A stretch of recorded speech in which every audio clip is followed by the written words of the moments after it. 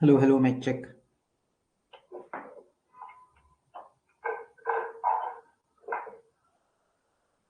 Hello, mic check.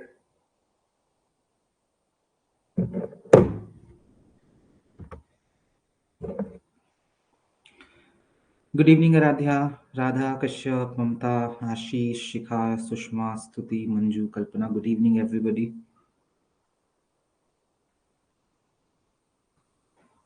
Hello, Vishakha. Good evening, Neha.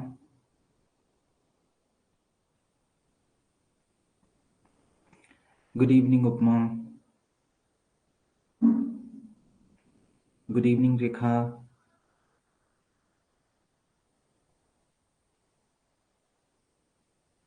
Hello, Sonal.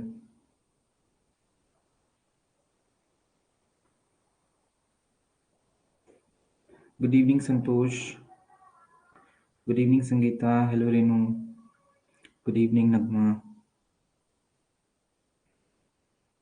Good evening, Renu.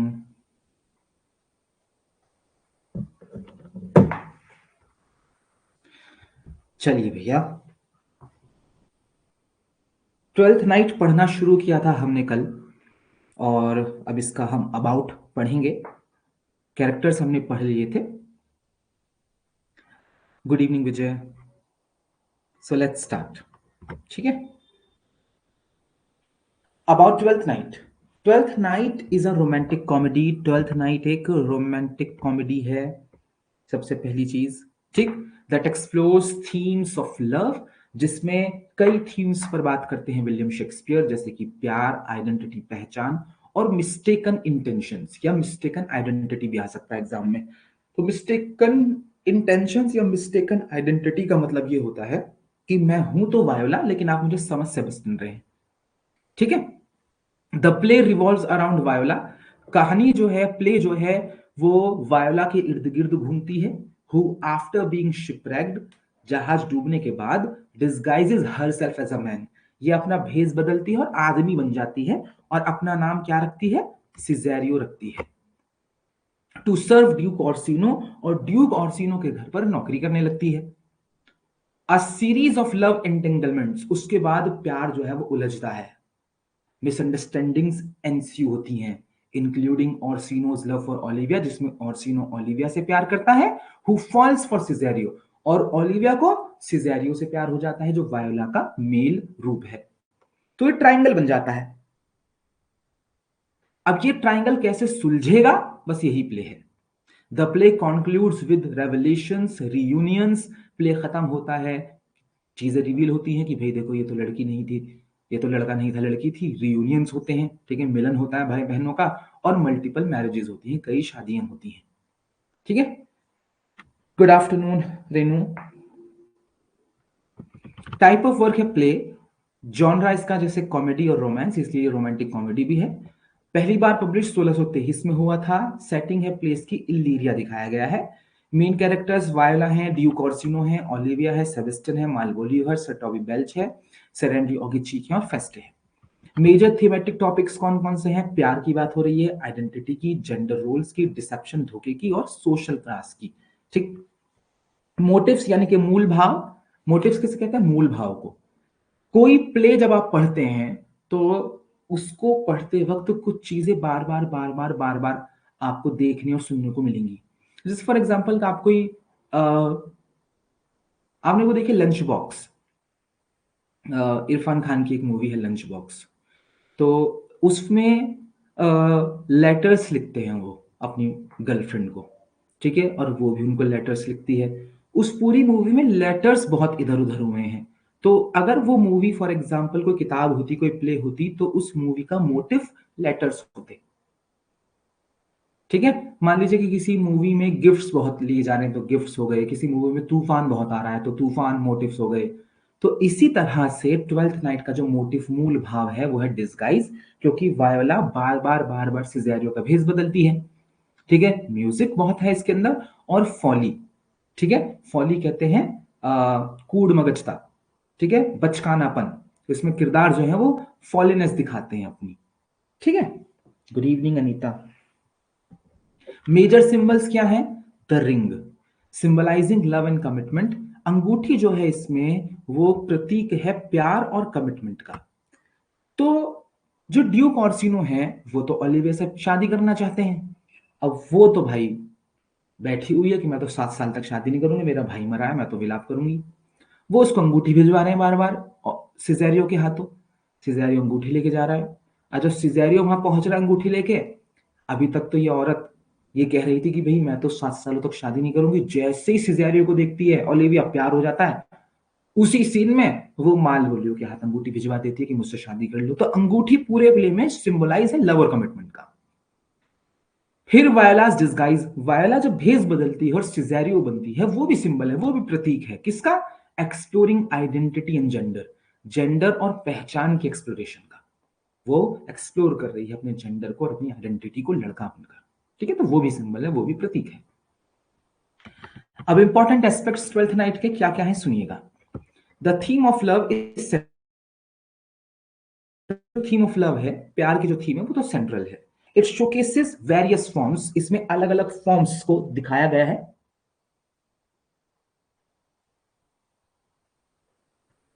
नहीं योगिता, आपका जो number ऐसे आ रहा है चल रहा है ऐसे सबका चलता है।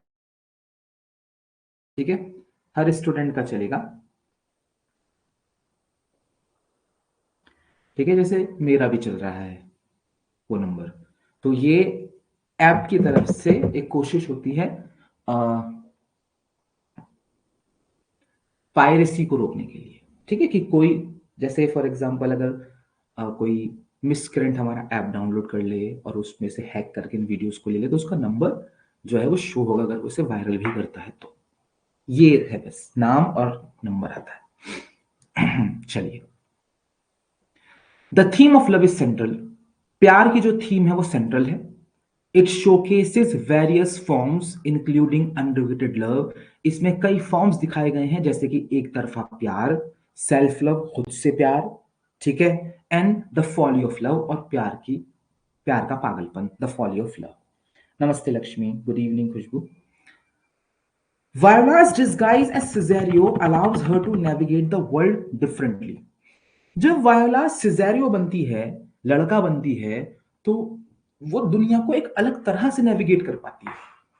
आप खुद इस बैच में 99% लड़कियां हैं। आप खुद सोचो कि अगर आप लड़का बनकर बाहर निकलें दुनिया में, तो बिल्कुल अलग तरह से नेविगेट कर पाएंगे इस दुनिया को आप। Highlighting issues of gender and identity, ये मुद्दा उठाते हैं प्ले में जेंडर और आइडेंटिटी का, कि कितना फर्क पड़ता है जब आपका जेंडर बदल जाता है।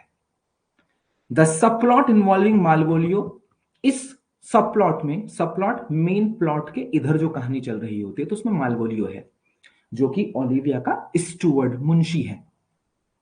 Serves as a critic of social ambition, इस कहानी के जरिए विलियम शेक्सपियर क्रिटिसाइज करते हैं सोशल एम्बिशन, सामाजिक महत्वाकांक्षाओं को, और सेल्फ राइटियसनेस को। ये बहुत इंपॉर्टेंट क्वेश्चन है, सेल्फ राइटियसनेस।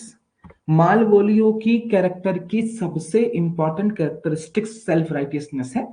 जो एलटी पिछली बार हुआ था उसमें यही क्वेश्चन पूछा गया था कि हु अमंग दीज, ठीक है, is self righteous in the twelfth night. ठीक है, तो ट्वेल्थ नाइट में मालवोलियो सेल्फ राइटियस है। अब सेल्फ राइटियस लोग जो होते हैं ना, ठीक है,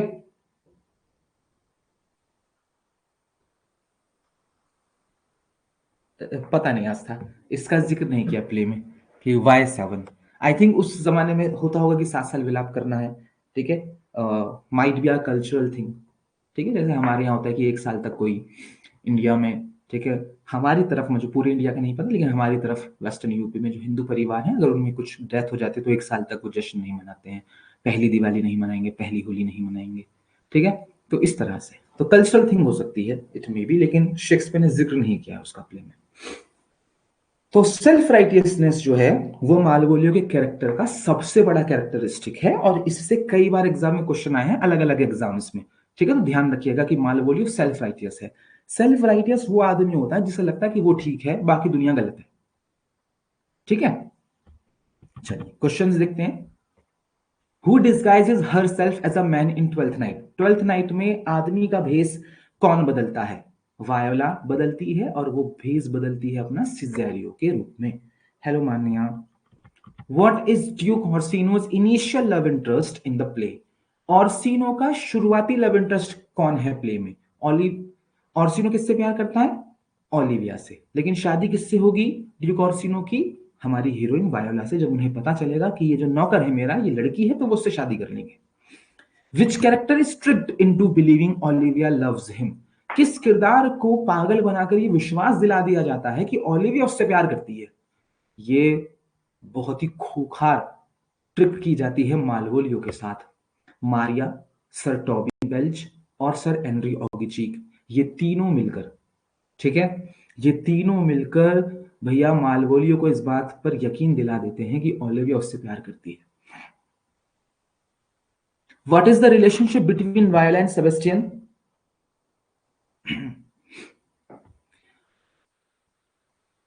रिश्ता क्या है वायोला और सेबेस्टियन के बीच में? तो दे आर ट्विन सिबलिंग्स, ये दोनों जो है वो जुड़वा भाई हैं। How does Olivia react when she first meet Cesario? Olivia कैसे रिएक्ट करती है जब पहली बार सिजेरियो यानी कि वायोला से मिलती है? भैया Olivia falls in love with Cesario. Olivia Cesario से प्यार करने लगती है। Who provides comic relief and insight through songs and wit? पूरे प्ले में गीतों के जरिए और अपनी बौद्धिकता के जरिए कॉमिक रिलीफ कौन देता है, हंसाता कौन है? तो वो जोकर ही करेगा ऑब्वियसली, फेस्टे, जो कि क्लाउन है, प्रोवाइड्स कॉमिक रिलीफ, ये कॉमिक रिलीफ प्रोवाइड करता है। What is the central theme of twelfth Night? Twelfth night की सेंट्रल थीम क्या है? Is the complexity of love, प्यार की जटिलता। ठीक है, वो इस प्ले की थीम है, सेंट्रल थीम है प्यार की जटिलता। What motivates sir Toby Belch's actions in the play? क्या चीज मोटिवेट करता है सर टॉबी बेल्च के एक्शंस को इस प्ले में? तो sir Toby is motivated by his love for mischief and revelry. Sir Toby motivated है इस प्ले में। सर टॉबी जो कुछ भी कर रहे हैं वो सिर्फ एक ही वजह से कर रहे हैं। एक तो उन्हें शैतानियां करनी पसंद है, और उन्हें रेवलरी पसंद है। रेवलरी बोलते हैं जश्न को। ठीक है, अगर आपको इसका मतलब नहीं पता तो लिख लीजिएगा। उन्हें जश्न पसंद है, शराब पी रहे हैं, नाच रहे हैं, गा रहे हैं, ठीक है, शैतानियां कर रहे हैं। What significant event occurs at the end of the play? Play के एंड में कौन सी सिग्निफिकेंट घटना होती है? रेवल्यूशंस अबाउट आइडेंटिटीज। एक तो आइडेंटिटीज का रेवल्यूशंस होता है कि भैया देखो वायोला जो है वो सिजेरियो है, ठीक है। लीड टू मल्टीपल मैरिजेस, और उसकी जगह उसकी वजह से अलग अलग शादियां होती हैं।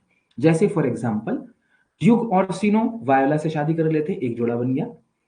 ओलिविया शादी कर लेती है सेबेस्टियन से, क्योंकि उसे तो सिर्फ सिजेरियो से शादी करनी थी, वो खूबसूरत लग रहा था। और सेबेस्टियन अपनी बहन के जैसा ही लगता है, जो उसका मेल रूप है, वो उससे शादी कर लेती है। मारिया जो है वो शादी कर लेती है सर टॉबी बेल्च से। तो इस तरह से तीन शादियां होती हैं। एक बहुत इंपॉर्टेंट बात जो है वो ये है,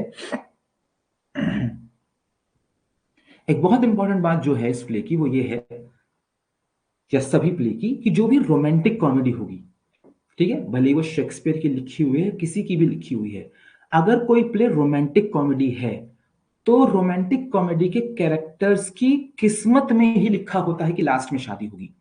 अगर प्ले के लास्ट में शादी नहीं हो रही तो वो रोमांटिक कॉमेडी नहीं है। रोमांटिक कॉमेडी के कैरेक्टरिस्टिक्स में से एक कैरेक्टरिस्टिक किरदारों की शादी होना है, ठीक है। How does Malvolio respond to the prank played on him? Malvolio कैसे रेस्पॉन्ड करता है जो प्रैंक उसके साथ होता है उस पर? मालवोलियो बिकम्स एंग्री, मालवोलियो गुस्सा हो जाता है, and seeks revenge after being humiliated, और वो बदला चाहता है शर्मिंदा होने के बाद। तो यही कह के निकलता है वो स्टेज से, ठीक है, पर्दे के पीछे चला जाता है कि मैं बदला लूंगा। अब जो स्टूडेंट हमसे पढ़े हैं वो जानते हैं, जो नए जुड़े हैं उनको बता देते हैं, ये मेरा सपना है कि मैं एक प्ले लिखूं, ठीक है, मरने से पहले, जिसमें मालवोलियो, मारिया, सर टॉबी, ठीक है, और सर एंड्रयू ऑगिजीक से बदला ले जिस प्ले में। तो एक खाका है मेरे दिमाग में मुझे क्या लिखना है, ठीक है, लेकिन अभी तो नहीं, हिम्मत नहीं हो पा रही है कि शेक्सपियर के प्ले का आप सीक्वल लिखें। ऐसा लगता है कि नहीं यार, अभी तुम इतने बड़े नहीं हो कि तुम शेक्सपियर का सीक्वल लिख सकते हो, शेक्सपियर के प्ले का सीक्वल लिख सकते हो। चलिए, इस प्ले की इंपॉर्टेंट लाइन है नहीं एज सच, और टू बी ऑनेस्ट शायद मैं भूल गया हूँ लिखना। ठीक है, तो मैं दे दूंगा आपको अलग से। ठीक है, डोंट वरी। हाँ, आज ही मिल जाएगी मुझे। तो देखो, वैसे तो ऐप जो है वो 24 घंटे बोलती है, लेकिन 2 घंटे, मैक्सिमम 2-3 घंटे में वो क्लास आ जाती है, दिख जाती है। बस आपको ये पता होना चाहिए कि दिखेगी कहाँ। कोर्स पे अंदर क्लिक करेंगे, कंटेंट आएगा, उसके बाद लाइव क्लास आएगी, वहां लाइव क्लास में सेव हो जाती है क्लास जाके। ठीक है, तो आप वहां देख सकते हैं। तो इसीलिए जैसे अभी वहीमा ने एक स्क्रीनशॉट भेजा था, बहुत मददगार साबित होगा वो बच्चों के लिए। ठीक है, तो उसने बिल्कुल भेजा था, देखो यहाँ है क्लास। हाँ, वो स्टेज परफॉर्मेंस भी करेंगे। हेलो प्रीति। चलिए, अब नेक्स्ट प्ले स्टार्ट करते हैं। थोड़ा सा लेंदी है तो टाइम वेस्ट नहीं करते, लास्ट में बात करेंगे आप लोगों से, 5 मिनट देंगे आपको बात करने के। Just focus on the course. The Merchant of Venice बहुत इंपॉर्टेंट है। ठीक है, बहुत ज्यादा इंपॉर्टेंट। नमस्ते प्रीति, नमस्ते। चलिए, लास्ट में बात करेंगे ना।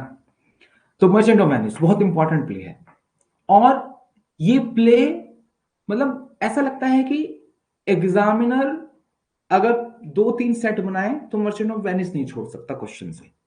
ठीक है, तो ध्यान से सुनिएगा। आई होप ये आप सबने पढ़ा हुआ है ये। ठीक है, कैरेक्टर लिस्ट देखते हैं। सबसे पहला इसमें कैरेक्टर जो है वो है शाइलॉक, अ जूइश मनी लेंडर। ये एक यहूदी मनी लेंडर है, ये पैसे देता है ब्याज पर। ठीक है, तो अब्राहमिक रिलीजन्स में ब्याज पर पैसे देना मना है, इसलिए मुसलमानों को देखेंगे आप, वो ब्याज पर पैसे नहीं लेते, नहीं देते। क्रिश्चियंस, मतलब मैं रिलीजियस लोगों की बात कर रहा हूँ, है ना, जो फॉलो करते हैं रिलीजन। ठीक है, उनकी। तो आम आदमी तो ऑब्वियसली वो ईएमआई पे बाइक भी ले रहा है, गाड़ी भी ले रहा है। ठीक है, तो वो एक अलग चीज हो गई। तो एक रिलीजियस क्रिश्चियन कभी ब्याज नहीं लेगा, नहीं देगा, एक रिलीजियस मुस्लिम नहीं लेगा। लेकिन अब्राहमिक रिलीजन में यहूदी देते हैं। ठीक है, तो अब जो क्रिश्चियंस हैं, क्रिश्चियंस और यहूदियों की बिल्कुल नहीं बनती। ठीक है, बहुत नफरत करते हैं एक दूसरे से ये। ठीक है, फूटी आंख नहीं सुहाते एक दूसरे को। और उसमें एक रीजन ये भी है कि ये ब्याज पर पैसे देते हैं भाई।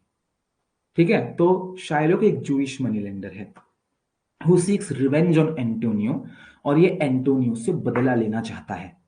Embodying themes of justice and mercy, ये प्ले कई थीम्स की बात करता है, न्याय और दया की। ठीक है, अच्छा, एंटोनियो से बदला क्यों लेना है, अब ये सवाल है। ठीक है, देखो राधा पूछ रही है क्या एक्ट और सीन भी याद करना है? नहीं। ठीक है, अगर कोई प्रीवियस ईयर में क्वेश्चन है जिसमें एक्ट और सीन है तो याद करो, अपनी तरफ से एक्ट और सीन याद मत करिएगा। अगर प्रीवियस ईयर और सैंपल पेपर्स में कोई क्वेश्चन है जिसमें एक्ट और सीन का जिक्र है तो वो याद कर लीजिए, क्योंकि एक्ट और सीन से किसी प्ले को याद करना बहुत मुश्किल टास्क हो जाएगा आप लोगों के लिए। इतना समय बर्बाद करेंगे आप उसमें कि बस पूछिए मत। स्मार्ट वर्क करेंगे। ठीक है, फिर तो एक ही राइटर के चक्कर में लगे रहेंगे आप, फिर तो शेक्सपियर ही कंप्लीट नहीं हो पाएगा। ठीक है ना, तो स्मार्टली वर्क करेंगे। प्रीवियस ईयर में आया है तो याद कर लो, अपनी तरफ से बिल्कुल भी एफर्ट नहीं करेंगे एक्ट और सीन याद करने में। ठीक है,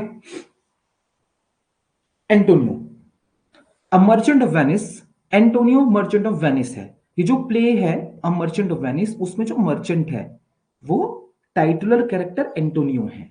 वेनिस का व्यापारी एंटोनियो है, मर्चेंट ऑफ वेनिस।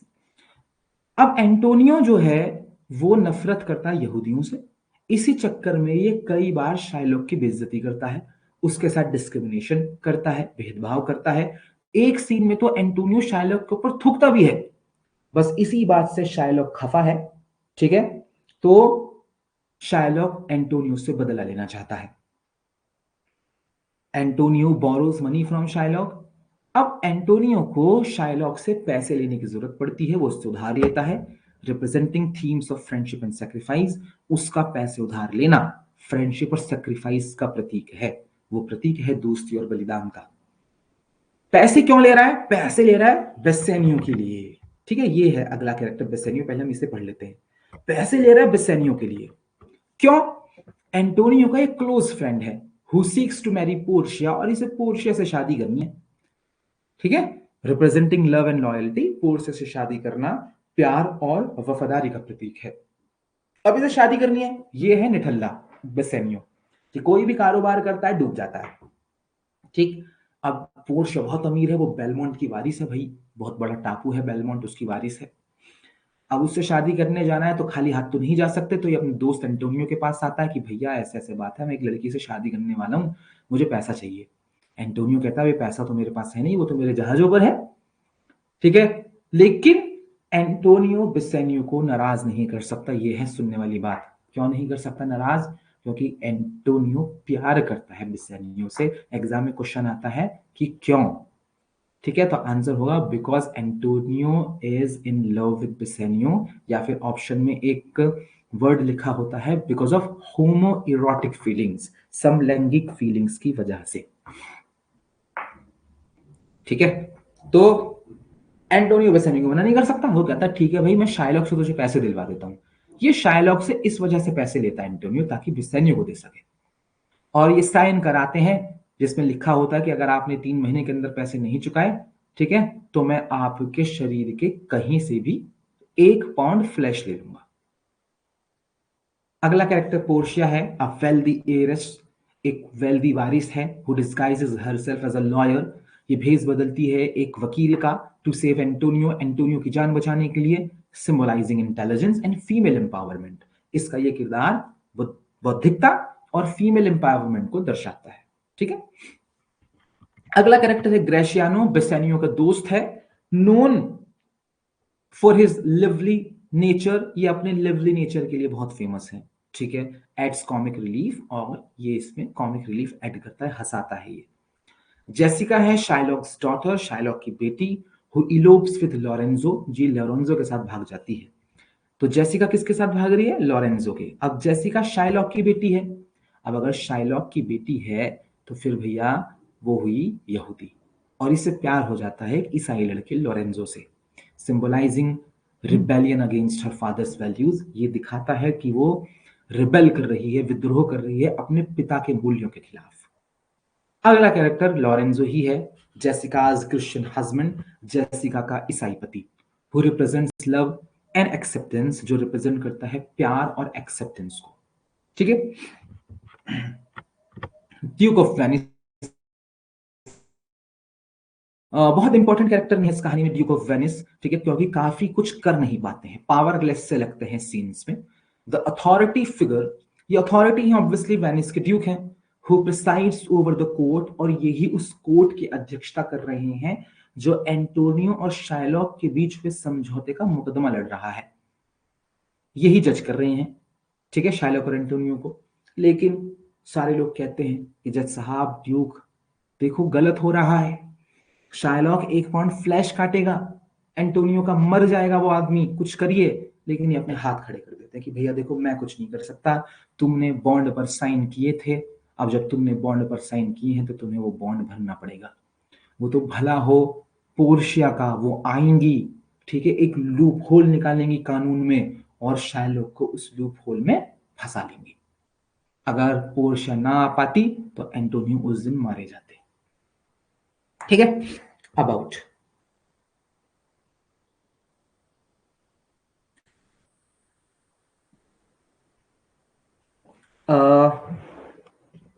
पैसे वापस करने के लिए 3 महीने लिए जाते हैं, क्योंकि 3 महीनों में लौटाना है। ठीक है, और जो हमारा एंटोनियो है, तो एंटोनियो के 2 महीने बाद जहाज आने वाले होते हैं। तो कहता है 2 महीने बाद जहाज आ जाएंगे, 1 महीना है मेरे पास और एक्स्ट्रा, मैं इसे आराम से पैसे लौटा दूंगा। लेकिन जहाज आते नहीं, वो डूब जाते हैं। ठीक है, ऐसी सूचना मिलती है कि डूब जाते हैं, और ये उधार नहीं चुका पाता। ठीक है, अबाउट द प्ले लिखा है विलियम शेक्सपियर ने, टाइप ऑफ वर्क है प्ले, जॉनरा है कॉमेडी और ड्रामा। ठीक है, और ये कहीं कहीं क्रिटिक्स ने इसको ट्रेजिक कॉमेडी भी माना है, क्योंकि शाइलॉक के लिए ये प्ले हैप्पी एंडिंग नहीं ले रहा है। ठीक है, शाइलॉक के साथ हैप्पी एंडिंग नहीं होती है, इसलिए कुछ क्रिटिक्स इसे ट्रेजिक कॉमेडी भी मानते हैं। ठीक है, पहली बार पब्लिश हुआ था 1600 में।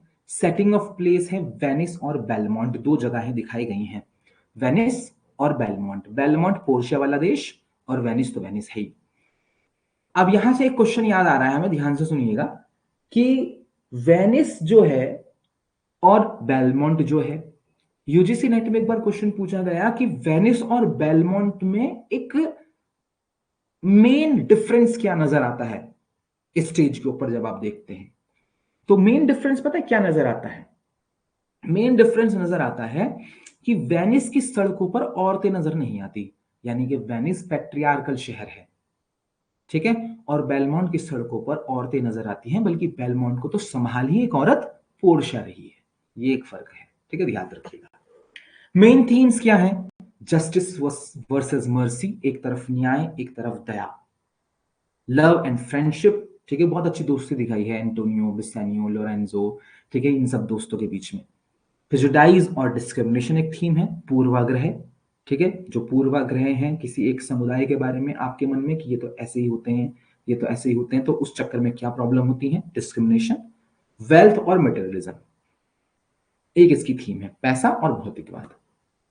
मेजर सिंबल्स क्या है? द पाउंड ऑफ फ्लैश, जो एक पाउंड मांस है, वो प्रतीक है शाइलॉक के गुस्से का कि मुझे बदला चाहिए ईसाइयों से। रिंग्स, ठीक है, वो इसमें बहुत बड़ा सिंबल प्ले करती हैं, तो मैं थोड़ा सा बता देता हूं रिंग्स के बारे में, ध्यान से सुनिएगा। चारों पूछ रही हैं कि आंसर क्या है, कॉमेडी या ट्रेजेडी। अब ये ऑप्शन पर डिपेंड करेगा, ठीक है। अब ऑप्शन होगा कॉमेडी, ट्रेजेडी या ट्रेजिक कॉमेडी, तो आंसर ट्रेजिक कॉमेडी होगा। और अगर ट्रेजिक कॉमेडी ऑप्शन में नहीं है, लिखा है कॉमेडी ट्रेजेडी, तो इसे कॉमेडी ही मानेंगे। The Merchant of Venice William Shakespeare की कॉमेडी है, क्योंकि इसकी हैप्पी एंडिंग है, भले ही एक किरदार के लिए ना हो, बाकी के किरदार के लिए है, तो इसके अंदर कॉमेडी के कैरेक्टरिस्टिक्स ज्यादा हैं, ट्रेजेडी के नहीं है। ट्रेजेडी के कैरेक्टरिस्टिक्स क्या है? ट्रेजेडी के कैरेक्टरिस्टिक्स क्या होते हैं? ट्रेजेडी के कैरेक्टरिस्टिक्स में सबसे पहले तो ट्रेजिक हीरो होना चाहिए, मैकबेथ। उसके अंदर एक ट्रेजिक फुल होना चाहिए कि वो एम्बिशियस है, महत्वाकांक्षी है, फिर वो गलती करे जिससे उसका पतन हो, मारा जाए मैकडफ के हाथों। ये कैरेक्टरिस्टिक है ट्रेजिक ट्रेजेडी के। इसमें है क्या कोई ट्रेजिक हीरो? कोई भी नहीं है। कोई ट्रेजिक फ्लो है किसी में? कोई भी नहीं है। किसी की मौत हो रही है, कोई मर रहा है? कोई नहीं मर रहा। तो ये ट्रेजेडी तो बिल्कुल नहीं है, है बस क्योंकि शाइलॉक के लिए हैप्पी एंडिंग नहीं हो रही, इसीलिए कुछ क्रिटिक्स ट्रेजिक कॉमेडी मानते हैं, अदरवाइज वो भी है नहीं है, टू बी ऑनेस्ट, ठीक है। अगर आप किताबी डेफिनेशन से देखेंगे तो मर्चेंट ऑफ वेनिस एक बेहतरीन कॉमेडी है, इसके अंदर कॉमेडी के सारे कैरेक्टरिस्टिक्स हैं, ठीक है। चलिए रिंग्स की बात कर लेते हैं, अंगूठियों की। तो देखो इस प्ले में देखो बहुत सारी चीजें बहुत यूनिक हैं मर्चेंट ऑफ वेनिस में, इसलिए मुझे बहुत पसंद है ये। तीन औरतें हैं, तीन फीमेल कैरेक्टर्स हैं, पोर्शिया, नेरिसा और जेसिका। तीनों ही लड़का बनती हैं प्ले में। पोर्शिया और नेरिसा तो कोर्ट में आती हैं लड़का बन के भेस बदल कर, जेसिका लड़का बनकर भागती है अपने बाप के घर से, ठीक है। और तीनों ही औरतों का, ठीक है, और तीनों ही औरतों का अंगूठियों से एक एक सीन है, ठीक है, वो अभी वही मैं बताने वाला हूँ। स्क्रीन स्क्रीन भाई किसी की नहीं आ रही है, कल्पना की आ रही है, क्योंकि हमारी तो आ रही है भाई हमारे मोबाइल में। दैट्स व्हाई मैं आपके कमेंट लैपटॉप में नहीं देखता, मैं मोबाइल चलाता हूँ ताकि मुझे पता चल जाए कि क्लास चल रही है सही नहीं चल रही। बताइए भाई स्क्रीन नहीं आ रही क्या सबकी? आई डोंट थिंक सो, मेरी तरफ से प्रॉब्लम नहीं है, बट फिर भी बता दो।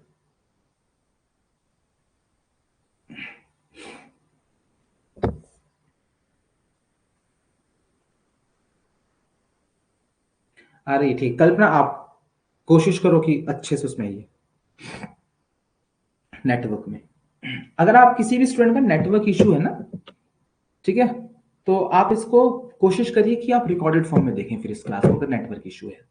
अदरवाइज बहुत ज्यादा परेशान होने की जरूरत नहीं है, कानों में लीड लगाइए और हमें सुनिए, जब स्क्रीन क्लियर हो जाए तब देख लो, ठीक है।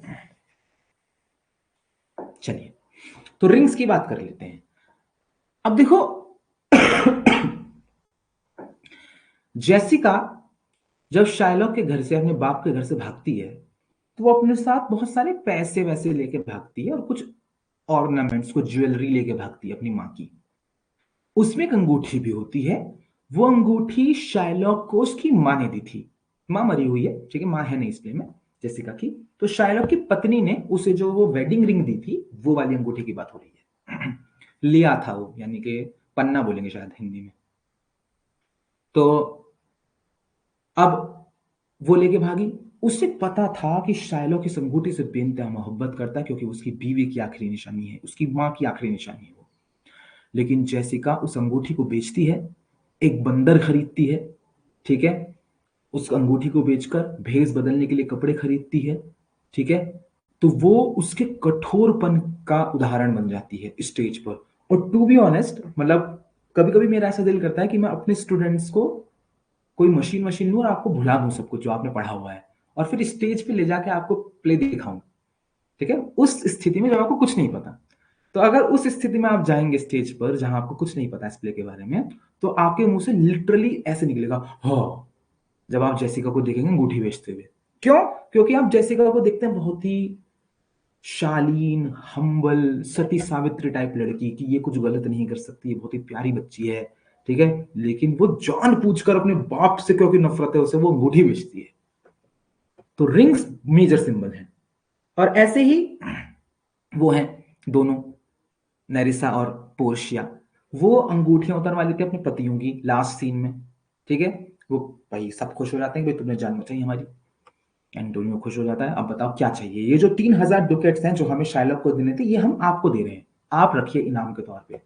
पोर्शिया और नेरिसा जो लड़का बनी हुई है, लॉयर बनी हुई है, लॉ क्लर्क बनी हुई है, मना कर देती है कि नहीं नहीं, हमें नहीं चाहिए 3,000 डुकेट्स, हमें तो ये अंगूठियां दो जो तुमने पहनी हुई हैं। अब दोनों पति सोच रहे हैं, ग्रेशियानो और बेसेनियो को, यार ये तो भैया मेरी हमारी पत्नियों ने पहनाई हुई है, ये तो नहीं उतार के दे सकते, मारेंगे दोनों। लेकिन वो फिर भी मना लेते हैं, उतरवा लेती हैं, फिर बाद में सताती हैं उन्हें। तो वो उनकी शैतानियों का प्रतीक है। कास्केट्स ऑब्वियसली प्रतीक है पोर्शिया के चिढ़ने का, पोर्शिया के परेशान एंजाइटी में होने का, क्योंकि पोर्शिया अपनी पसंद का पति नहीं चुन पाती है कास्केट्स की वजह से, क्योंकि उसका बाप एक गेम बना कर गया है कि जो भी सही कास्केट को चुनेगा और उसमें उसकी पिक्चर होगी, उसको उससे शादी करनी पड़ेगी। तो वो कास्केट मेजर सिंबल बन जाता है। इंपॉर्टेंट कोटेशंस देखते हैं इसकी कुछ। The quality of mercy is not strained. It dropped as the gentle rain from heaven. UP board के बच्चों को तो याद करने की जरूरत नहीं है, क्योंकि हम 12th क्लास में पढ़ के आते हैं। तो हमारी जो पोएट्री की किताब होती है यूपी बोर्ड में, उसकी पहली पोएम होती है मर्सी, उसकी लाइन है ये, the quality of mercy is not strained, ठीक है। जो पोर्शिया जब कोर्ट में एंट्री करती है, तो लगभग लगभग ये तय हो चुका होता है, क्योंकि हाथ खड़े कर देते हैं ड्यूक को, कहते हैं मार लो भाई से, ले लो 1 पॉइंट फ्लैश अपना। तो सबसे पहले पोर्शिया शाइलॉक को समझाती है कि दया दिखा, माफ कर दे एंटोनियो को, अपने 3,000 डुकेट्स ले ले, ठीक है, क्योंकि दया दिखाना ईश्वर का काम है, तुम ईश्वर के इक्वल हो जाओगे दया दिखा के। शाइलॉक नहीं मानता, वो कहती चल डबल ले ले, फिर कहते चल ट्रिपल ले ले, 9,000 डुकेट्स ले ले, वो नहीं मानता। तो पहले वो दया दिखाती है। वो एक सोनेट है जो वो बोलती है दया के बारे में, उसी की 2 लाइनें हैं कि the quality of mercy is not strained, ठीक है, दया की क्वालिटी स्ट्रेन नहीं की जा सकती। It dropped at gentle rain from heaven, वो ऐसे गिरती है ऊपर से जैसे कि कोई बारिश की बूंदें गिरती हैं स्वर्ग से। पोर्शिया की लाइन है। शाइलॉक एक लाइन बोलता है, if you prick us we do not bleed. ये बहुत फेमस कोटेशन है, बहुत फेमस कोटेशन है ये। तो शाइलॉक कहता है कि अगर तुम हमें नोच मतलब चुभाओगे, सुई चुभाओगे हमारे, तो हमारे अंदर से खून नहीं निकलने का। ये बात, ये अस कौन है यहाँ पर? यहूदियों को कह रहा है वो, कि तुम अगर हमारे खून चुभाओगे ना, अगर कुछ चुभाओगे, ठीक है, प्रिक करोगे हमें, तो हमारे अंदर से खून नहीं निकलता, ठीक है। All that glitters is not gold, ये तो मुझे ऐसा लगता है कि इस प्ले की सबसे इंपॉर्टेंट कोटेशन है। हर चमकती चीज सोना नहीं होती, ये प्रिंस ऑफ मोरक्को बोलते हैं, ठीक है। प्रिंस ऑफ मोरक्को आते हैं, 3 कास्केट्स रखी हुई हैं उनके सामने, ठीक, और उन्हें चुनना है कि कौन सी चुनी जाए, कौन सी चुनी जाए, ठीक है। तो वो गोल्ड चुनते हैं। अब गोल्ड चुनते हैं, उसमें होती नहीं पिक्चर पोर्शिया की, तब वो कहते हैं कि हर चमकती चीज सोना नहीं होती है। उन्हें लगा था कि भाई पोर्शिया जो है वो मालकिन है, अमीर है, खूबसूरत है, इंटेलिजेंट है, उसकी पिक्चर तो सोने की ही कास्केट में होगी, उसमें निकलती नहीं। तो हर चमकती चीज सोना नहीं होती है। Prince of Morocco. एंटोनियो की एक कोटेशन है, in sooth I know not why I am so sad. बड़ी इंपॉर्टेंट बात है। जब मैं शांति से बैठता हूं तो मुझे नहीं पता कि मैं क्यों उदास होता हूं। ठीक है, in sooth I know not why I am so sad. Prince of Morocco की। तो अब ये क्या है, ये सुनिएगा, बहुत ध्यान से सुनना। इस प्ले में ना दो लोग हैं जो उदास दिखाए हैं, एक तो एंटोनियो और एक पोर्शिया। पोर्शिया की उदासी का कारण हम सबको पता है कि पोर्शिया उदास इसलिए है क्योंकि वो अपनी पसंद से अपना पति नहीं चुन सकती, कास्केट गेम में फंसी हुई है। एंटोनियो क्यों उदास है ये हमें शेक्सपियर नहीं बताते, लेकिन क्रिटिक्स ये अंदाजा लगाते हैं कि एंटोनियो उदास है because he loves Bassanio and Bassanio is going to marry Portia. ठीक है, तो ये बेचारा बैठा हुआ गाना गाता होता है कि तू प्यार है किसी और का, तुझे चाहता कोई और है। ठीक है, इस वजह से एंटोनियो उदास है बेचारा। समरी देखते हैं इसकी छोटी सी। The Merchant of Venice, Antonio borrows money from Shylock. Antonio Shylock से पैसे लेता है to help his friend Bassanio. Bassanio अपने दोस्त की मदद करने के लिए, ताकि कोर्ट पोर्शिया, वो पोर्शिया से शादी कर सके, जो कि एक वेल्दी एयरस है। Shylock agrees to lend the money. Shylock जो है वो तैयार हो जाता है कि मैं पैसा उधार दे दूंगा, विद अ बॉन्ड, एक बॉन्ड साइन कराता है that requires Antonio to give a pound of his flesh, जिसमें रिक्वायर किया जाता है कि एंटोनियो को अपना मांस देना पड़ेगा, एक पौंड, इफ यू डिफॉल्ट, अगर वो समय से पैसा नहीं दे पाता, वो डिफॉल्ट होता है तो। When Antonio ships are reported lost, जब ये सूचना आती है कि एंटोनियो का जहाज जो है वो चले गए हैं, डूब गए हैं, खो गए हैं, Shylock demands his pound of flesh in court. Shylock court में जाकर अपना पाउंड ऑफ फ्लैश मांगता है। Portia disguises herself as a lawyer. Portia एक लॉयर बन के आती है, डिफेंड्स एंटोनियो, एंटोनियो को डिफेंड करती है, arguing for mercy over justice. ठीक है, और दया दिखाने को कहती है कि न्याय से पहले दया आती है, न्याय बाद में, पहले दया। She ultimately saves Antonio, ultimately Antonio को सेव कर लेगी। शाइलॉक्स डिमांड इज थ्वार्टेड, शाइलॉक की डिमांड को निरस्त कर दिया जाता है। In the end love triumphs, प्यार की जीत होती है, क्योंकि बिसेनियो एंड पोर्शिया, ग्रेशियन और जेसिका शादी करते हैं। While Shylock loses his wealth, Shylock अपनी वेल्थ खो देता है, उससे उसके सारे पैसे छीन लिए जाते हैं, and is forced to convert to Christianity, और उसे मजबूरन ईसाई बनना पड़ता है। ठीक है, ये आई होप आपको पता है, नहीं पता मैं थोड़ा सा एक लाइन में बता देता हूं।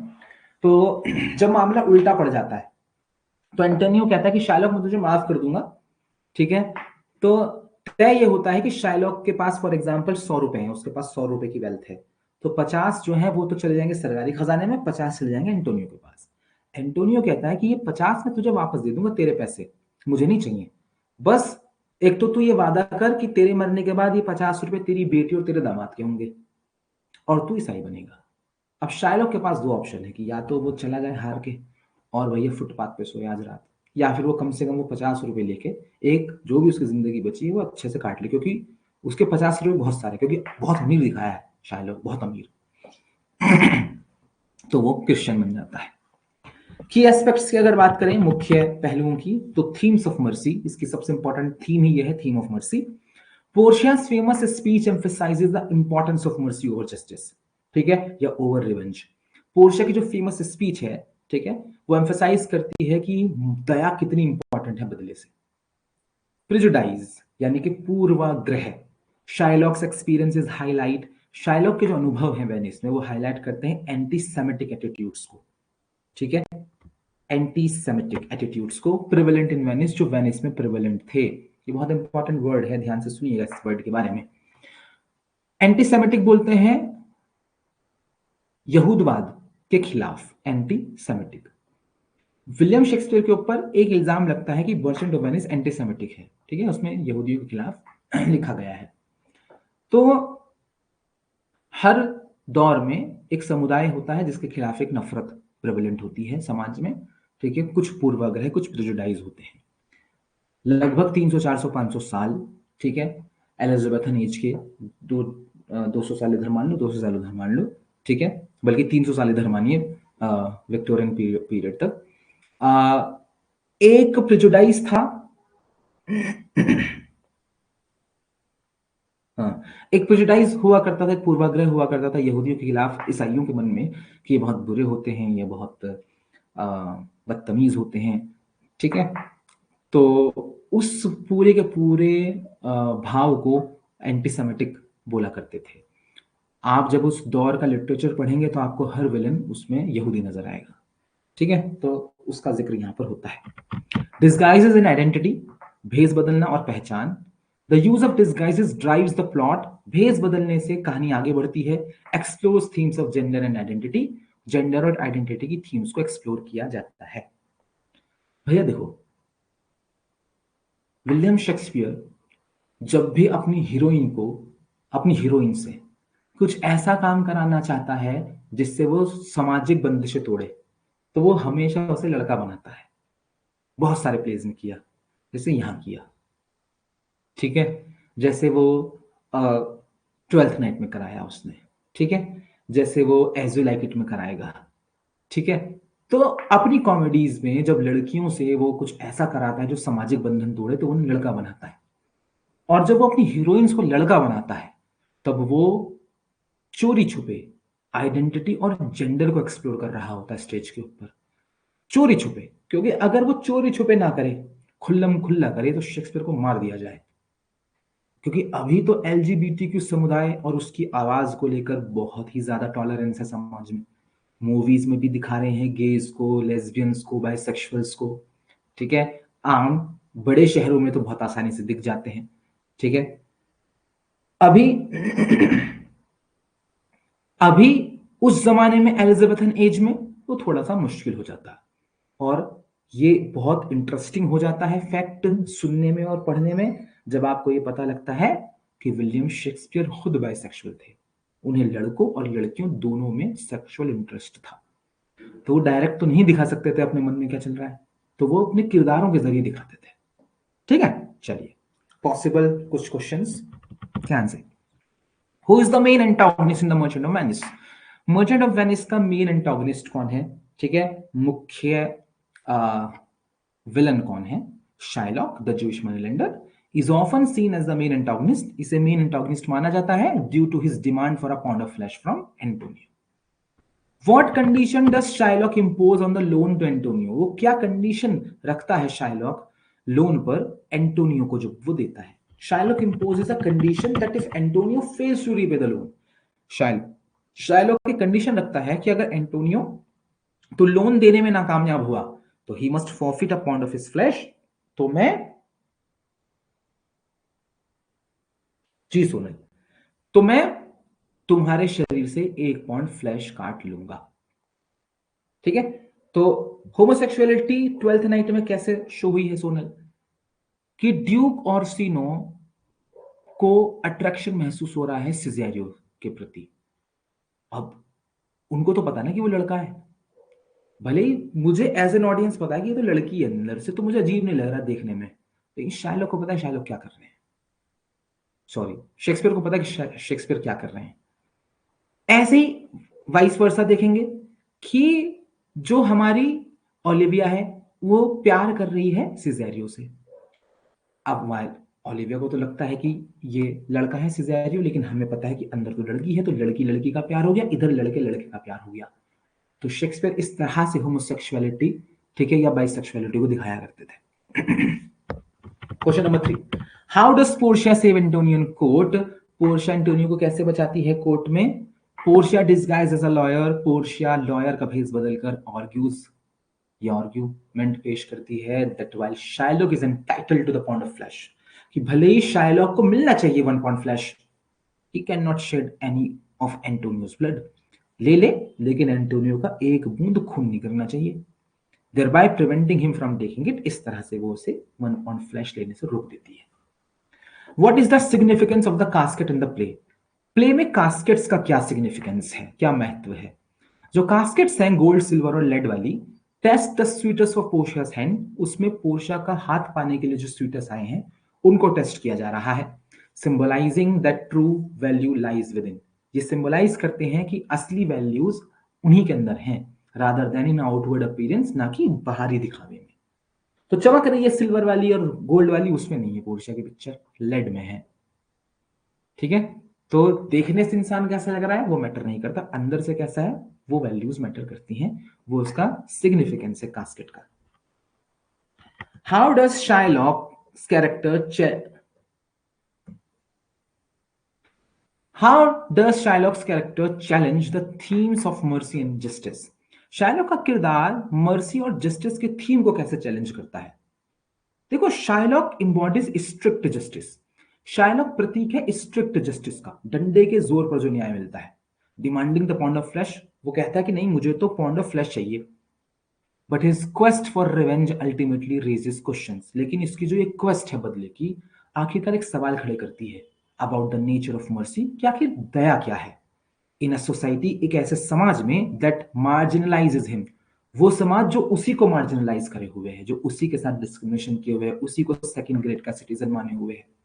तो वहां मर्सी का क्या नेचर बचता है? ठीक है, कि शाइलॉक वहां पर माइनॉरिटी है, उसके साथ डिस्क्रिमिनेशन हो रहा है, ठीक है, उसके साथ बदतमीजी हो रही है, फिर उस चीज से कहा जा रहा है कि तुम दया दिखाओ, माफ कर दो। ठीक है, तो वो सवाल यहां पर खड़ा होता है। Discuss the role of friendship as depicted through Antonio बिसेनियो।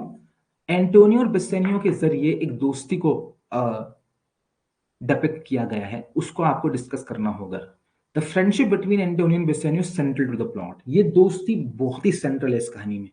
हाईलाइटनिंग themes of loyalty and sacrifice, इसमें कई थीम्स हैं लॉयल्टी की और सेक्रीफाइस की, इसे मैं भी समझाऊंगा एक एग्जांपल देके। As Antonio risk his life for Bassanio's happiness, क्योंकि एंटोनियो बिसेनियो की खुशियों के लिए अपना जीवन रिस्क पर डाल देता है।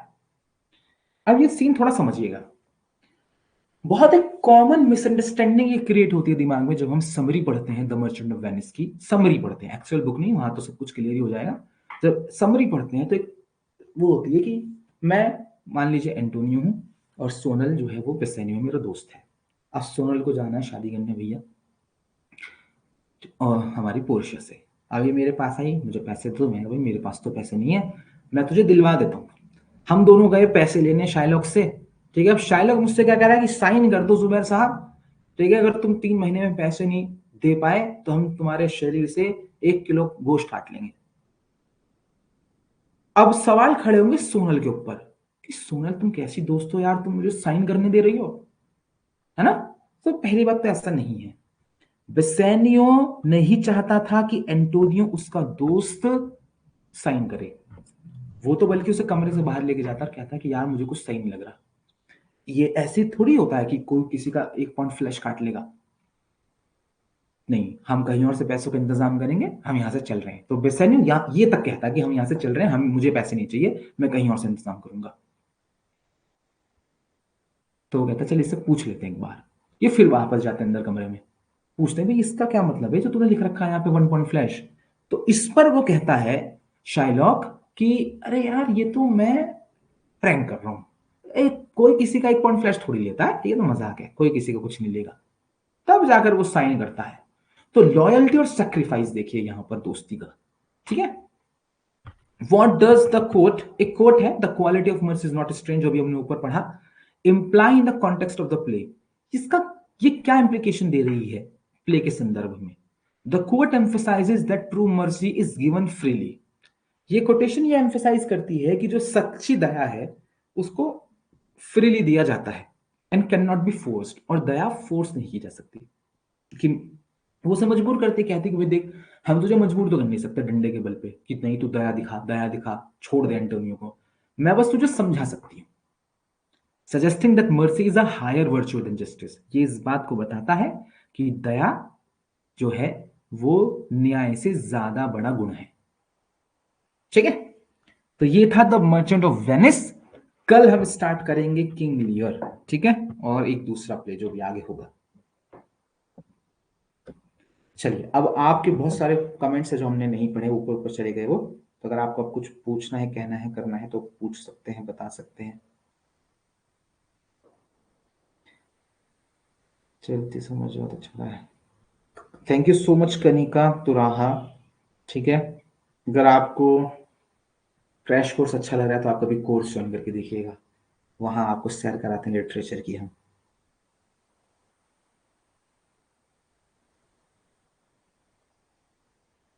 देखो ट्वेल्थ नाइट की जो इंपॉर्टेंट लाइंस हैं, तो मैं भूल ही गया हूँ क्योंकि वो लिखी नहीं है, क्योंकि मुझे याद है मैंने सारे प्लेस में लिखी है। ठीक है, तो मैं अलग से दे दूंगा किसी दिन, डोंट वरी।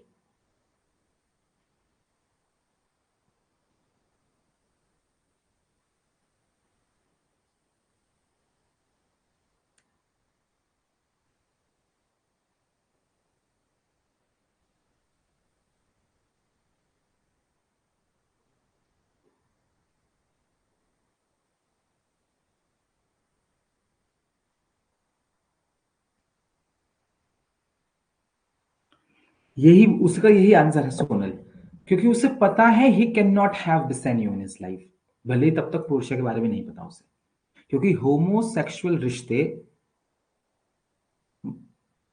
फ्रूटफुल नहीं हो सकते थे उस जमाने में। ठीक है, शादी नहीं हो सकती थी, रह नहीं सकते थे। अभी जैसे इंडिया में भी जो होमोसेक्सुअल रिश्ते हैं शादी नहीं कर सकते लेकिन साथ रह सकते हैं, है ना, सुप्रीम कोर्ट का वर्डिक्ट है। ठीक है, धारा 377 वाला कि दो वयस्क जो सेम जेंडर के हैं वो एक साथ रह सकते हैं, अपनी जिंदगी बिता सकते हैं। शादी का भी नहीं मिला अधिकार, मिल जाए कुछ सालों में। ठीक है ना, इस वजह से।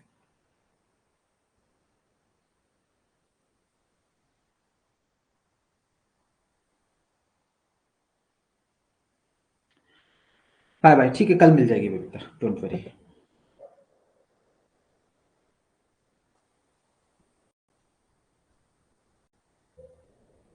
यस, क्रैश कोर्स बहुत इंपॉर्टेंट होता है रिवीजन के लिए। राधा, हाँ, टीजीटी में आउट ऑफ सिलेबस कुछ क्वेश्चन नहीं होते हैं। कंटेम्प्रेरी राइटर का कुछ क्वेश्चन हो सकता है, आउट ऑफ सिलेबस कोई क्वेश्चन नहीं होता टीजीटी में।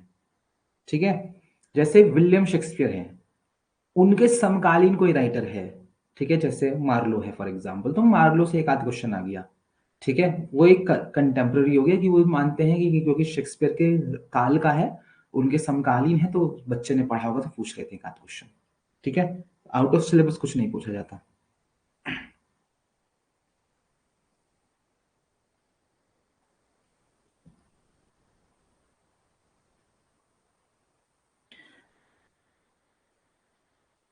याद नहीं हो तो याद करनी भी है बबीता। अच्छा बबीता, अच्छा आप लेट आई हैं, ये हम बता चुके पहले। ठीक है, जब आप इस क्लास को देखेंगे तो इसका जवाब मिल जाएगा आपको। जी आई नो कि हमारे रिवीजन से आपको सब याद आ जाएगा, दैट्स वाई हमने स्टार्टिंग में बोला था कि क्रैश कोर्स वही ज्वाइन करे जो हमसे पढ़ा है या किसी दूसरे टीचर से पढ़ा है। ठीक है, या फिर किसी स्टूडेंट को ऐसा लगता है कि मैंने बहुत अच्छे से स्टडी किया हुआ है, अब मैं रिवाइज कर लेती हूँ किसी टीचर से। और जो हमसे पढ़े हैं उनके लिए तो है ही भाई, बल्ले बल्ले, तो कोई दिक्कत ही नहीं है।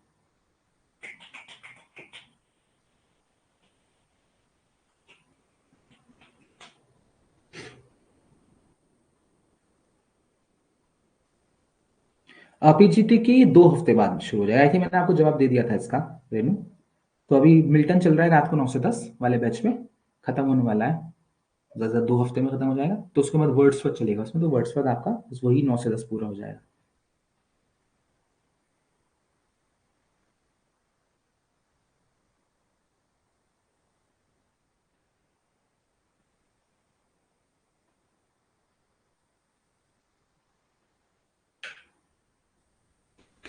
चलिए, बाय बाय, टाटा। कल मिलते हैं आप लोगों से, पढ़ते रहिए।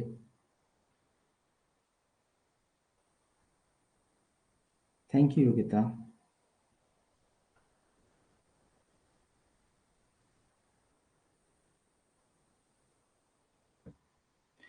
कनिका अभी भी बैच चल रहा है, TA 15, मिल्टन चल रहा है उसमें। और मिल्टन में उसमें 7 चैप्टर हो गए मिल्टन के।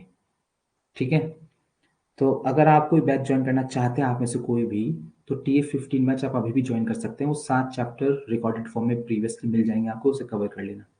ठीक है, तो अगर आपको किसी स्टूडेंट को कोर्स पढ़ना है तो do not waste any single second. ठीक है, एग्जाम से पहले तुरंत ज्वाइन करिए। ये मत वेट करिए कि एग्जाम नहीं होगा तो कर लेंगे, ये तो बहुत ही खराब आइडियोलॉजी है स्टूडेंट की।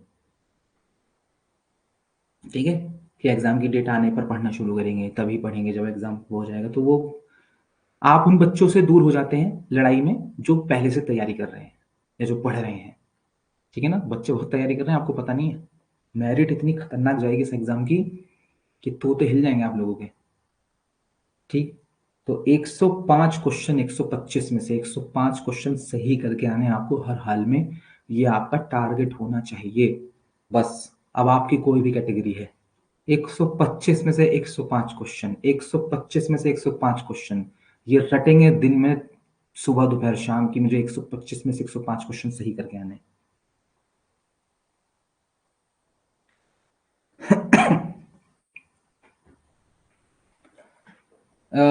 फीस उसकी है 5000 रुपीज। ग्रामर का प्रीवियस कहाँ से करें, किसी भी किताब से कर लीजिए।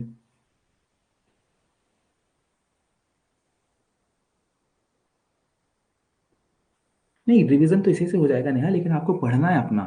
क्रैश कोर्स के रिवीजन का मतलब ये नहीं कि जो आपने हमसे पढ़ा हुआ है जिस भी आप बैच में थी, कि आप वो वाली वीडियोस नहीं देखेंगे अब। समझ रहे हैं आप सभी लोग, आप वो भी निपटाएंगे एक आध बार वीडियोस को, वो कोर्स भी निपटाएंगे आप एक बार, ठीक है, एग्जाम से पहले। खुश मत होइए कि हम बस क्रैश कोर्स से काम हो जा रहा है हमारा।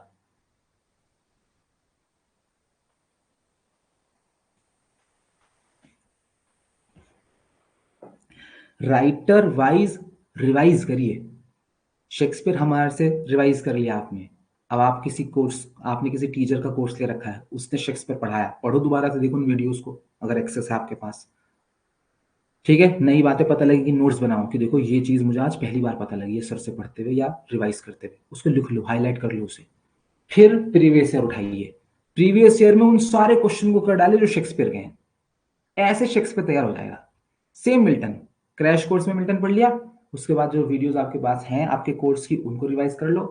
फिर प्रीवियस ईयर उठाइए, सैंपल पेपर्स उठाइए, उसमें जितने भी मिल्टन के क्वेश्चन है सब उठा लो, सब कर लो, सब रट दो। ठीक है, ऐसे ही वर्ड्सवर्थ, ऐसे ही हमारा गार्ल्सवर्दी, फिर ऐसे ही बाकी के टॉपिक्स, फिगर ऑफ स्पीच पढ़ो, फिर सारे क्वेश्चन फिगर ऑफ स्पीच के जितने भी सैंपल पेपर्स और प्रीवियस ईयर में आए सब कर डालो। ठीक है, तो इस तरह से आपको तैयारी करनी है, टॉपिक वाइज तैयारी करनी है। लिटरेरी टर्म्स पढ़ो, जो हमने पढ़ा है फिर वो पढ़ो, जो हम क्रैश कोर्स में पढ़ाएंगे वो पढ़ो। ठीक है, फिर उसके बाद प्रीवियस ईयर में जितनी भी लिटरेरी टर्म पूछे गए सब याद कर लो, और साइमल्टेनियसली ये करते करते रोजाना एक या दो क्वेश्चन पेपर सॉल्व करो, एक सुबह एक शाम, एक सुबह एक शाम। ठीक है, और अगर जैसे फॉर एग्जांपल आपने हमारी टेस्ट सीरीज ली हुई है तो वो आप एक क्वेश्चन पेपर 10 बार सॉल्व कर सकते हैं। कोशिश करो कि 10 ही बार सॉल्व करना एग्जाम से पहले। जितनी बार क्वेश्चन आपके निगाहों के सामने से गुजरेगा वो उतना ज्यादा बेहतर याद हो जाएगा क्वेश्चन। 6250 क्वेश्चन बैठते हैं 50 टेस्ट में। 6250 क्वेश्चन याद करना बहुत बड़ी बात होती है, बहुत बड़ी।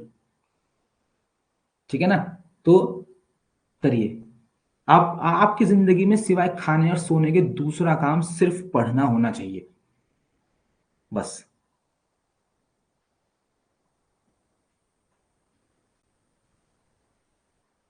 हाँ, पीवाईक्यू तो पूरा ही होगा ना, 125 क्वेश्चन, उसमें ग्रामर भी होगी ऑब्वियसली नहीं, हाँ तो वो भी करनी है आपको। ठीक है, और तो देखो, मैं अपने पर्सनल एक्सपीरियंस से बता रहा हूं पिछले 10 सालों के। आप लोगों को ग्रामर आती है खासतौर से उन स्टूडेंट्स को जो पढ़े हुए हैं, ठीक है, हमसे किसी टीचर से। आप लोगों को ग्रामर आती है, आप लोगों के अंदर बस एक कमी है, आप क्वेश्चन पढ़कर ये समझ नहीं पाते कि वो आपसे पूछ क्या रहा है। आपको लगता है अगर एरर सिंपल वाली आ गई, जंबल वाली, तो उसको पहचान लोगे। जैसे ही एग्जामिनर ने स्टेटमेंट के बेसिस पर वो एरर पूछ ली, आपके तोते उड़ जाएंगे। और वो इसलिए उड़ेंगे क्योंकि आपकी जनरल इंग्लिश या कॉम्प्रिहेंजन अच्छा नहीं है, आपको आदत नहीं है नॉवेल्स पढ़ने की, न्यूज़पेपर पढ़ने की। ठीक है, तो उस चक्कर में जो वहां लिखा है आप उसे समझ नहीं पाते। जब टीचर आंसर की में उस क्वेश्चन को समझाएगा कि देखो ये पूछा है और ये इसका आंसर है, अरे हाँ यार ये तो पता है, ऐसी तो होता है। ठीक है ना, तो भाई उसके लिए भी प्रैक्टिस करना शुरू कर दीजिए। रोजाना 10 पन्ने पढ़ेंगे किसी किताब के तो कुछ आफत नहीं आ जाएगी। सोने से पहले पढ़ लो। मोबाइल भी तो चलाते हो, जरूर चलाते होंगे सोने से पहले मोबाइल, ऐसा तो हो नहीं सकता मोबाइल नहीं चलाते होंगे। ठीक है, तो बस वही मोबाइल बंद करके 10 पन्ने पढ़ लीजिए रोजाना। न्यूज़पेपर लगा लो या फिर न्यूज़पेपर पढ़ लो, कुछ भी पढ़ लो, लेकिन पढ़ लो। चलिए, कल मिलता है आप लोगों से, टाटा बाय बाय।